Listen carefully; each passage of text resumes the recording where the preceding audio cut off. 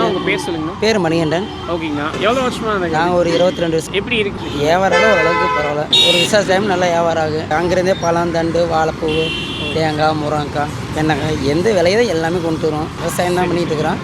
வாழை, கரும்பு, மஞ்சள், நெல் எல்லாமே போடுவோம். பழமெல்லாம் நம்மளுக்கு கொண்டு வருவோம். இல்லைன்னா விலைக்கு வாங்கிட்டு வருவோம்.